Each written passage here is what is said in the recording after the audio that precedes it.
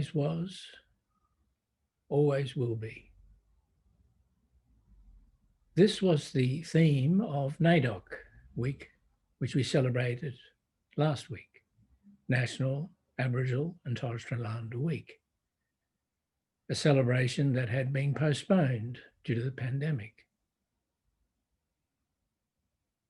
And as we come to the end of this year, and as we remember students who are finishing their schooling or university or other colleges or other forms of study, they may well ask,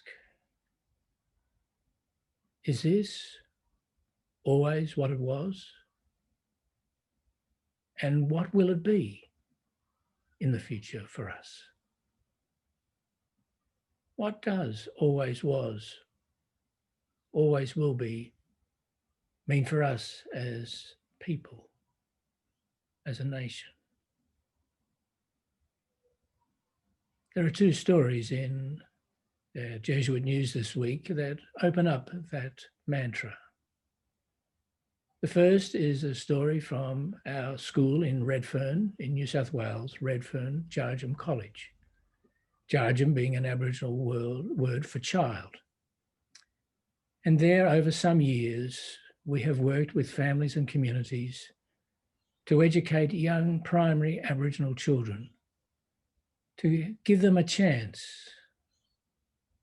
to become part of our nation in new ways through education and family support for them and for us into the future. And their very presence reminds us of what always was, this long, continuous connection with First Nations people over 65,000 years.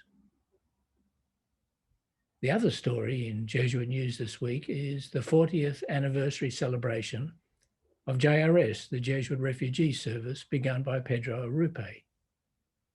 A service now throughout the world over these many years, Jesuits and partners and friends seeking to support people seeking refuge and asylum. And they remind us that what always will be is still to be healed, to become, to be possible. Because even within our own country, we who, many of us are descendants of those who sought refuge and asylum, have failed to welcome those who have come after us, seeking to find a new home, a safe home, a welcome home in this land.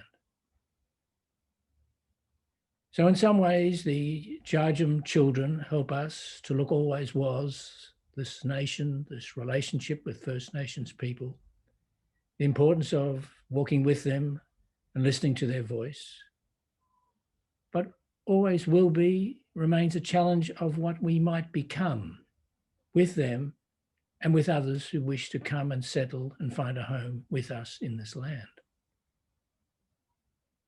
And it is here that our faith in Jesus makes a difference.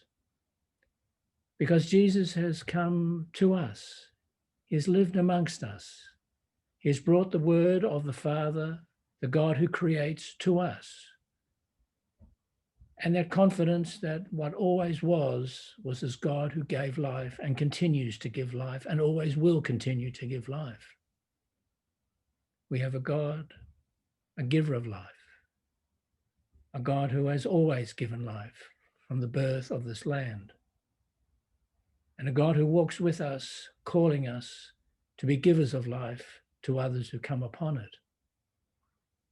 A God always was, a God who always will be. So as we come to finish and celebrate this end of year, we might help those who are wondering what always was to consider that our God walks with us, a creative God, a generous God, a God who will always make us feel welcome upon the land, a God who calls us to listen and walk with and listen to First Nations peoples. But it's a God who always will be with us, calling us and the peoples of the world always to be at home with each other, to welcome those who seek a safe refuge and place to live, and that God will always be creative, be generous, be present, and be with us in that journey. Always was, always will be. Let's pray to know the grace of those words.